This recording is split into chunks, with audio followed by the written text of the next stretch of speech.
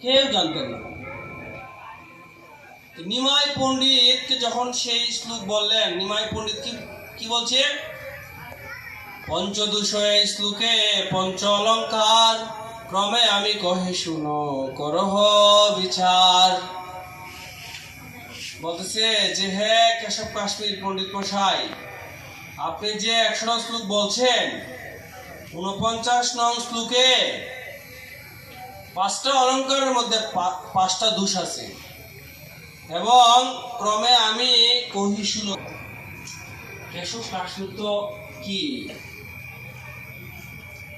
হঠাৎ কেমন জানি কি তার মস্তক নিচের দিক হয়ে গেছে। আর এই শ্লোক তো আমি কোনোদিন কাউকে বলিনি। নিমাই কিভাবে ভুল ধরলো এই শ্লোকের মধ্যে?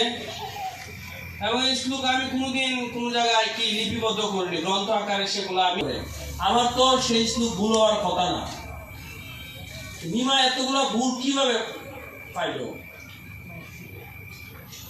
সেইভাবে নিমাই কেশব কাশ্মীরকে পরাস্ত করেছিলেন।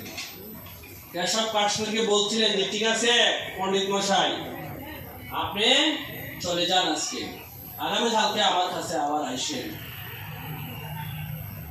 এই লীলাটা আমি ভিতরে যাচ্ছি না। ভগবান মূর্খ না সেটা আমরা কেন বলতে পারবো না? ভগবান কি মূর্খ? হ্যাঁ, ভগবান মূর্খ না।